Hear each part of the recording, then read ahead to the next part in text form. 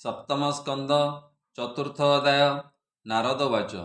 ଶୁଣ ରାଜନ ସ୍ଥିର ଚିତ୍ତେ କହିବୁ ଯାହା ତ ଅଗ୍ରତେ ତପେ ହିରଣ୍ୟକଶିପୁର ସନ୍ତୁଷ୍ଟ ହୋଇବେ ଦବରମ୍। ବର ପ୍ରାର୍ଥନା ତାର ଶୁଣି କହିଲେ ଏସ ନବଖାଣି। ବ୍ରହ୍ମ ଉବାଚ। ଶୁଣ ହେ ଅସୁର ପୁଙ୍ଗବ ତୋହର ଜନ୍ମ ଏ ଦୁର୍ଲଭ। ଯେତେ ମାଗିଲୁ ବର ମତେ ପ୍ରାଣିକ ଦୁର୍ଲଭ ଜଗତେ। ତୋହର ତପେ ତୋଷ ହୋଇ ଦେବି ଅନ୍ୟଥା ଏତେ ନାହିଁ। ହେଉ ତ ମନ ବାଞ୍ଛା ସିଦ୍ଧି ଏମନ୍ତ କହି ବେଦ ନିଧି। ତକ୍ଷଣେ ଗଲେ ଅନ୍ତର୍ଧ୍ୟାନେ ମିଳିଲେ ଆପଣା ଭୁବନେ। ହେମନ୍ତେ ବ୍ରହ୍ମା ବର ପାଇ ସୁବର୍ଣ୍ଣମୟ ତନୁ ବହି। ଅନୁଜ ବଧ ମନେ ଚିନ୍ତି ବିଦୋଷ କଲା ବିଷ୍ଣୁ ପ୍ରତି। ବଳେ ଜିଣିଲା ଦଶ ଦିଶ ତିନି ଭୁବନ କଲା ବଶ। ଦେବ ଅସୁର ନୃପ ସର୍ବ ଉରଗ ଗରୁଡ଼ ଗନ୍ଧର୍ବ। ସିଦ୍ଧ ଚାରଣ ବିଦ୍ୟାଧର ଋଷି ପିତର ମୁନିବର। ପିଶାସ ଯକ୍ଷ ରକ୍ଷ ଗଣ ଭୂତ ବେତାଳ ରୁଦ୍ରଗଣ। ସକଳ ପ୍ରାଣୀ ଦର୍ପ ହରି ବିଶ୍ୱ ସଂସାର ବଶ କରି। ଦିଗପାଳଙ୍କ ଘରୁ ଆଣି ଅମୂଲ୍ୟ ଧନ ରତ୍ନମଣି। ସ୍ୱର୍ଗ ଭୁବନେ ସ୍ଥାନ ଯେତେ ଦେବଙ୍କ ଉଦ୍ୟାନ ସହିତେ। ସକଳ ବଳେ ଆବରିଲା ଇନ୍ଦ୍ର ଭୁବନେ ବିଜେ କଲା। ବିଶ୍ୱକର୍ମାର ଶିଳ୍ପ ଜହିଁ ତ୍ରିଲୋକେ ପଟାନ୍ତର ନାହିଁ। ତ୍ରୈଲୋକ୍ୟ ଲକ୍ଷ୍ମୀ ଜହିଁ ବସେ ଅଶେଷ ସମ୍ପଦ ପ୍ରକାଶେ। ମର୍କତ ଭୁବି ଜହି ସାଜେ ପ୍ରବାଳ ପାବଛ ବିରାଜେ। ସ୍ଫଟିକ ପାଚେରୀ ଆରମ୍ଭ ନିର୍ମିତ ବୈଦୁର୍ଯ୍ୟ ସ୍ତମ୍ଭ। ଉପରେ ବିଚିତ୍ର ବସନ ମାଣିକ୍ୟ ଘଟିତ ଆସନ। ଦିବ୍ୟ ଆସନ ହେମମୟ ଦିଶଇ ଦୁଗ୍ଧ ଫେନ ପ୍ରାୟ। ଲମ୍ବନ୍ତି ମୁକ ତାର ଝରା ସୁବର୍ଣ୍ଣ ପୁଷ୍ପ କେରା କେରା। ଦିବ୍ୟ କାମିନୀ ଗଣ ତହିଁ ଚଳନ୍ତି ଇତସ୍ତତ ହୋଇ। ଚରଣେ ନୂପୁର ବାଜଇ ରତ୍ନ ମେଖଳା ବିରାଜଇ। ବୁଲନ୍ତି ରତ୍ନମୟ ସ୍ଥଳେ ଦେଖନ୍ତି ସୁମୁଖ କମଳେ। ହେମନ୍ତେ ଇନ୍ଦ୍ରର ଭୁବନେ ଅସୁରର ସେ ତୋଷ ମନେ। ତିନି ଭୁବନେ ଏକ ରାଜା ଦେବେ କରନ୍ତି ପାଦ ପୂଜା। ପ୍ରଚଣ୍ଡ ତେଜେ ଆଜ୍ଞା କରେ ଯଥେଷ୍ଟ ଖେଳେ ଇନ୍ଦ୍ରପୁରେ। ସୁଗନ୍ଧ ମଦ୍ୟପାନ କଲା ସ୍ୱଭାବେ ବିକୃତ ହୋଇଲା। ତମ୍ବାର ପ୍ରାୟ ଚକ୍ଷୁ ଜଳେ ଦେବେ ମିଳିଲେ ପାଦ ତଳେ। ହସ୍ତରେ ଘେନି ଉପାୟନ ଦିଶନ୍ତି ଅରକ୍ଷ ଯେ ସନ। ସ୍ୱଭାବେ ତପ ତେଜ ବଳ ଥିବାରୁ ଦିଶଇ ଉଜ୍ଜଳ। ସର୍ବଦେବତା ତାର ପାଶେ ଖଟନ୍ତି ଜୀବନର ଆସେ। ବିଧାତା ବିଷ୍ଣୁ ମହେଶ୍ୱର ଏତ ରହିଲେ ନିଜ ପୁର। ଏହାକୁ ଛାଡ଼ି ସର୍ବଦେବା ତାର ଚରଣେ କଲେ ସେବା। ଏହାକୁ ଛାଡ଼ି ସର୍ବଦେବା ତାର ଚରଣେ କଲେ ସେବା। ଇନ୍ଦ୍ର ଆସନେ କରିବି ଯେ ଇନ୍ଦ୍ର ହୁଁ ଅଧିକ ବିରାଜେ। ଗନ୍ଧର୍ବେ ମିଳି ତା ଚରଣେ ସଙ୍ଗତେ ଅପସରା ଗଣେ। ନାରଦ ବିଶ୍ୱାବସୁ ପୁଣ ତୁମ୍ବୁରୁ ତୁସିଲେ ଗାଇଣ। ମିଳିଲେ ସିଦ୍ଧ ଋଷି ଗଣେ ସମ୍ଭ୍ରମେ ଅସୁର ଚରଣେ।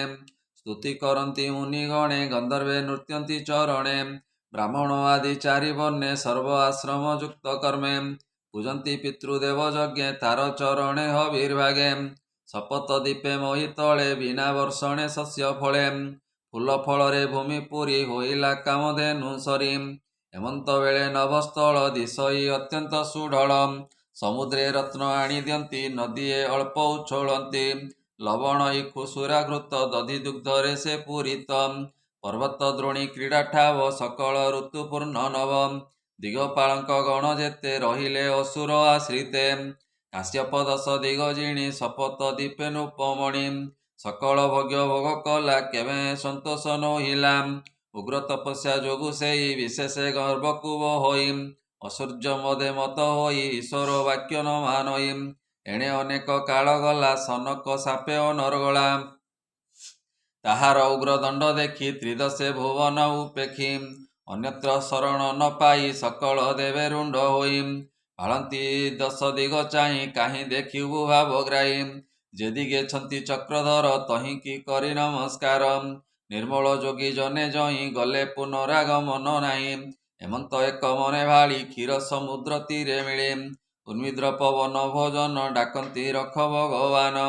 ଅନେକ ମତେ କରି ସ୍ତୁତି ଜଳଧି ତଟେ ସେ ଭ୍ରମନ୍ତି।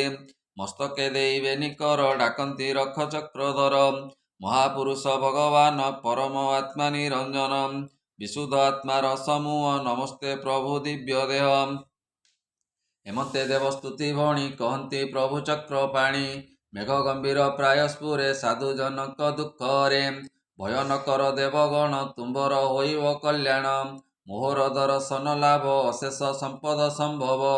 ପାପୀ ଅସୁର ଦୁଷ୍ଟପଣେ ଭୟ କରାଏ ଦେବଗଣେ। ଆଉ ନ କର ତୁମ୍ଭେ ଭ୍ରାନ୍ତି ଏ ଭୟ କରିବି ମୁଁ ଶାନ୍ତି। ଅଳ୍ପ କାଳ ଦୁଃଖ ସହ ନାସିବି ତୁମ୍ଭର ସନ୍ଦେହ। ଏ ଯେବେ ଦେବକୁ ନିନ୍ଦିବ ଗୁରୁ ବ୍ରାହ୍ମଣ ଏ ନାସିବ। ସାଧୁଜନକୁ ଦୁଷ୍ଟପଣେ ଯେବେ ହଂସିବ କାରଣେ। ଏ ମୋରେ କରିବ ରିପୁ ପାବ ତେବେ ବେଗେ ନାଶ ଯିବ। ଏବେ ହାର ନିଜ ସୁତ ହୋଇବ ବିଷ୍ଣୁର ଭକତ। ସମଦର୍ଶୀ ସାଧୁ ଧୀର ପ୍ରହ୍ଲାଦ ନାମ ତାହାର। ତାହାକୁ ଯେବେ ଲଙ୍ଘିବ କୋପେ ଅନେକ ଦୁଃଖ ଦେବ। ତାହାକୁ ସଙ୍କଟୁ ରଖିବି ବ୍ରହ୍ମାର ବର ବିନାଶିବି। ନାରଦ ବାଚ ଏମନ୍ତେ ବିଷ୍ଣୁବାଣୀ ଶୁଣି ଦେବ ନ ମିଳେ ଚକ୍ରପାଣି। ଗୋବିନ୍ଦ ଚରଣେ ବିଶ୍ୱାସ ଜାଣିଲେ ନିଶ୍ଚେ ଜୀବ ନାଶ। ବିଷ୍ଣୁକୁ ପାଦ ପଦ୍ମେ ନମି ଚଳିଲେ ଦେବେ ନିଜ ଭୂମି। ଏବେ ଓ ଶୁଣ ଧର୍ମ ସୁତ ଭକତ ପ୍ରହ୍ଲାଦ ଚରିତ। ଯାହା ଶୁଣତେ ପ୍ରାଣୀ ଦେ ଅଶେଷ ଦୁରିତ ନ ରହେ। ହିରଣ୍ୟକଶିପୁର ଘରେ ତାହାର ପତ୍ନୀର ଉଦରେ। ଜନ୍ମ ହୋଇଲେ ଚାରି ସୁତ ଶୁଣ ପ୍ରହ୍ଲାଦ ଚରିତ। ପ୍ରହ୍ଲାଦ ତାହାଙ୍କ ମଧ୍ୟେ ବିଷ୍ଣୁ ଭଜିଲା ଚିତ୍ତ ସୁଦେ। ଗୁଣେ କି ଦେବା ପଟାନ୍ତର ବିଷ୍ଣୁ ଭକତ ମଧ୍ୟବର। ସତ୍ୟ ସମ୍ପନ୍ନ ଶୀଳ ଗୁଣେ ସେବଇ ବିଷ୍ଣୁର ଚରଣେ। ସର୍ବଭୂତଙ୍କ ମଧ୍ୟରେ ପ୍ରିୟ ସ୍ୱଭାବେ ନିବୃତ୍ତ ଇନ୍ଦ୍ରିୟ। ସନ୍ଥ ଚରଣେ ଦାସ ପ୍ରାୟ ଦୁଃଖୀକୁ ଭଜେ ପିତା ସ୍ନେହ। ସମବୟସ ସ୍ନେହମୟେ ଗୁରୁଙ୍କୁ ସେବେ ଦାସ ପ୍ରାୟ। ଅସୁର ବଂଶେ ଜାତ ହୋଇ ଅସୁର ଭାବ ହୃଦେ ନାହିଁ। ବିପଦେ ଧୀର ଭାବ ବହି ସମସ୍ତ ନଶ୍ୱର ଭାବଇ। ଇନ୍ଦ୍ରିୟ ବୁଦ୍ଧି ଜୟ କରି ଶାନ୍ତ ଭାବରେ ଦେହ ଧରି। ହରି ଭଜନେ ତାର ମନ ନିଶ୍ଚଳେ ରହେ ସବୁଦିନ। ତାହାର ମହାଗୁଣମାନ ମୁନି କହନ୍ତି ପୁଣ ପୁଣ।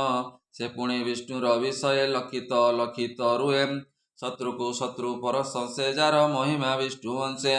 ତାହାକୁ ସାଧୁ ଗଣ ମଧ୍ୟ କେବା ନ ଗଣେ ଅପ୍ରମାଦେ। ଯାର ମହିମା ମୁନି ଗଣେ ଚିତ୍ତେ ଭାବନ୍ତି ଅନୁକ୍ଷଣେ। ସ୍ୱଭାବେ ତାର ଶୁଦ୍ଧମତି ହରିଚରଣେ ନିତ୍ୟେ ରତି।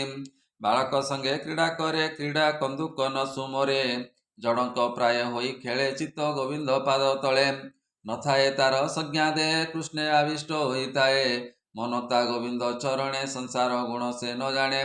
ଜାଗ୍ରତେ ଶୟନେ ଭୋଜନେ ଗମନେ କିବା ଜଳପାନେ।